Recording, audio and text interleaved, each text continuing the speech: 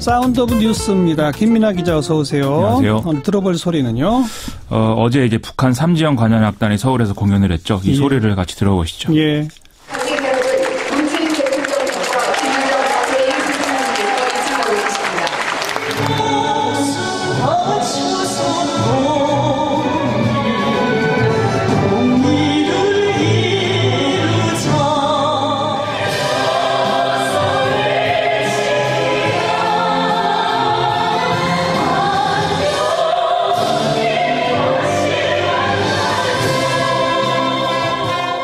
삼지연 관현악단 단장 현성월입니다.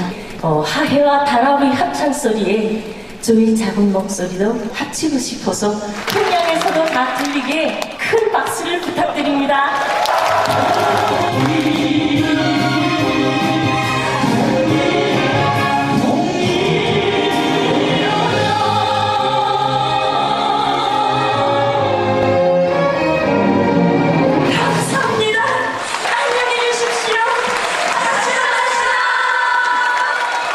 네, 현송월 단장이 직접 노래를 불렀고 소녀시대 서현도 나왔다고 그러고 볼거리가 참 많았죠. 그렇습니다. 이 현성월 단장은 아무래도 가수 출신이니까요. 직접 나와서 백두와 한라는 내 조국 이런 노래를 불렀는데요.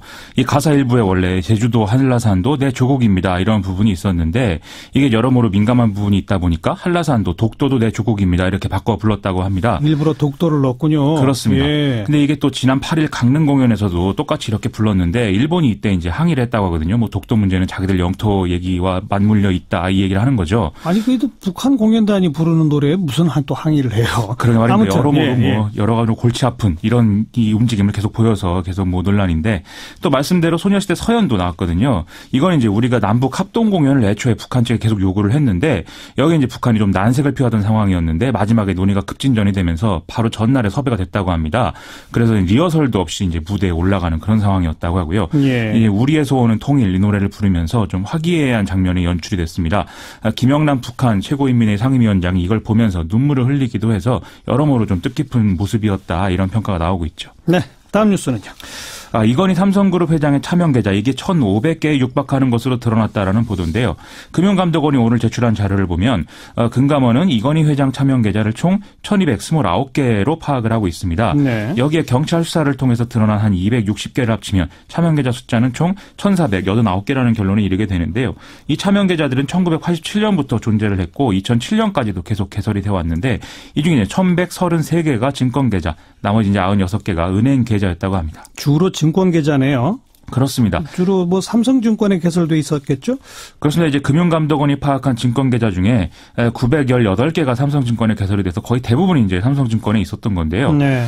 이건희 회장 차명 계좌 대부분이 이렇게 증권 계좌인 형태인 것은 주식 형태로 되어 있는 이건희 회장의 차명 재산을 보관한 이런 상황이었기 때문인 건데 예. 사실상 삼성증권이 금융실명제 시행 이후에 이건희 회장의 차명 재산을 관리하는 사금고처럼 기능했다. 이런 추론을 할 수가 있는 대목이라는 것이죠. 예. 지금은 만약에 이 금융회사의 어떤 대주주가 이런 이제 사금고처럼 금융회사를 이용하게 되면 대주주로서 부적격 판정 이런 것을 받게 되는데요.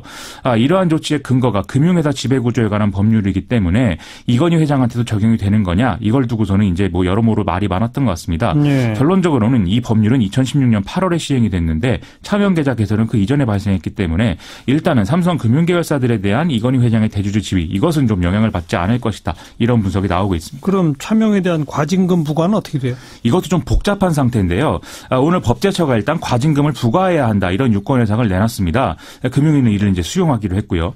구체적으로는 금융실명제 실시 이전에 개설한 계좌를 실시 이후 차명으로 전환을 했는데 이 사실이 나중에 밝혀졌다면 이 차명 계좌는 실명으로 전환해야 되고 금융기관이 과징금을 원천 징수해야 된다 이런 내용으로 이제 유권 해석을 한 거거든요. 예. 그래서 그간 금융위는 이건희 회장 차명 계좌에 들어있는 4조 4천억 원 규모 자금에 금융실명제법에 의거해서 1천억 원 정도의 소득세를 더 물리는 선에서 이제 마무리를 하려고 했던 건데 논란이 커지니까 이제 법제처가 이런 유권 해석을 내린 것이죠. 예. 이에 따라서 삼성은 2조 원 안팎의 과징금을 내게 될 수 있다. 이런 전망이 언론을 통해서 나오기는 하는데요. 어허. 지금 또 다른 언론 보도를 보면 금융위가 이제 1993년 당시에 이 개설된 차명 계좌의 잔액을 확인을 못 하고 있는 상황이기 때문에 예. 혹시 이제 과징금 액수나 이런 것들이 달라질 수도 있다. 이런 얘기가 나오고 있는 상황입니다. 이건 원칙대로 해야죠. 원칙대로 해야 됩니다. 다음 뉴스요. 한국수자원공사가 4대강 관련 기록물 등을 파기하려고 한 정황이 드러나서 이제 논란이 되고 있는데요. 발단은 지난달 18일 날 한 용역업체 직원이 이 수자원공사가 기록물을 폐기업체로 반출해서 파기하려고 한다. 이 내용을 이제 언론에 제보함에 따라서 이제 일어난 것이죠. 예. 그래서 행정안전부 국가기록원이 현장 점검을 진행했고 그 결과가 오늘 공개된 것인데요. 점검 결과 수자원공사가 반출하다가 회수된 기록물 407건 중에 302건이 이 원본 기록물로 공공기록물법에 따라서 기록물 관리 대상인 것으로 드러났습니다. 그런데도 불구하고 수자원공사는 이 기록물들에 대한 어떤 평가 심의 절차 없이 그냥 파기 대상에 포함시켜서 문제다라는 것이죠. 네. 이 중에는 4대강 사업 관련 업무 연락 내용 그리고 경인 아라뱃길 사업을 추진하는 과정에서 국고보조금을 2천억 가까이 들려도 1조 원 이상의 손실이 발생한다. 이런 이제 민감한 내용도 포함되어 있는 것으로 보도가 되고 있습니다. 수자원공사는 뭐라고 합니까? 문제가 된 302건의 기록물들은 이미 보존 연한이 지났는데 절차를 이행하지 않은 부분에 대해서 지적을 받은 것이다라는 거고요. 4대강 관련 자료는 뭐 어떤 정책 결정이나 공사 현황 같은 좀 민감한 내용이 아니라 조경 등의 어떤 좀 주변적인 내용의 현황 파악을 위한 업무 연락 자료가 대부분이었다. 이렇게 해명을 하고 있습니다. 그러면서 기록물 관리 실태 조사 그리고 지도 점검 강화, 내부 규정 개정, 전 임직원 대상 교육 의무화 이런 대책들을 같이 내놓기도 했습니다. 네, 다음 뉴스는요. 오늘 공정거래위가 허위 과장 광고로 독성물질이 든 가습기 살균제를 판매한 SK케미칼, 애경, 이마트에 시정 명령을 내리고 이 중 SK케미칼과 애경은 검찰에 고발하기로 결정을 내렸습니다. 제품 용기 표시 라벨에서 유해 정보는 숨기고 뭐 아로마 테라피 이런 유익한 효과가 있는 것처럼 강조한 게 법령상의 기만적 표시와 광고에 해당한다는 거고요. 또 제품의 이 품질 경영 및 공산품 안전관리법에 의한 품질 표시 이렇게 기재한 부분이 마치 안정성과 품질을 확인받은 제품인 것처럼 거짓 과장 광고 표시한 것에 해당한다라는 판단에 따른 조치라는 겁니다. 지난 2011년 또 2016년 두 번 공정위가 조사한 적이 있었죠? 그렇습니다. 그때는 면죄부를 줬었잖아요. 그렇죠. 7년 만에 잘못을 인정한 거네요. 그런 셈이 됐습니다. 예. 과거 조사에서 이제 아로마 테라피 뭐 이런 부분은 아예 보지도 않았다고 하는 거고요. 또 품질 표시 부분도 뭐 적극적으로 표시한 게 아니어서 문제가 없다. 이렇게 판단했었던 것인데 결정적으로 이 대목에서 좀 판단이 달라진 셈입니다. 공정위 판단이 달라진 핵심 이유는 환경부 관계자를 통해서 가습기 살균제 성분의 유해성에 대한 객관적으로 신뢰성 있는 역학조사 결과를 확인했기 때문이다. 이렇게 설명이 나오고 있는데요. 예. 2011년에는 유해성 관련 결론이 나오지 않은 상태로 간주를 했던 것이고 2016년에는 아예 환경부의 공식 의견을 요구하지 않아서서 또 문제였던 것이죠. 아하. 오늘 김상조 공정거래위원장은 당시 과정에 외압이 있었던 증거는 찾지 못했다. 이렇게 또 설명을 했습니다. 검찰에 고발했다는데 공소시효 만료된 건 아니에요?